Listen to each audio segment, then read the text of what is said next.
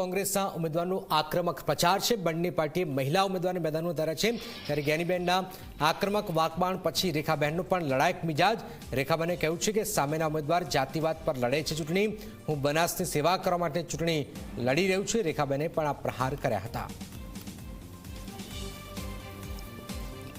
લાખો લોકોના બલિદાન પછી મોદી સાહેબના નેતૃત્વમાં જે રામ મંદિરનું નિર્માણ થયું છે એવા મોદી સાહેબની હું ઉમેદવાર છું અને કાશ્મીરમાં 370ની કલમ જેણે દૂર કરી છે એવા મોદી સાહેબ અને અમિતભાઈ શાહ સાહેબના ઉમેદવાર તરીકે હું આપની વચ્ચે ઉપસ્થિત છું।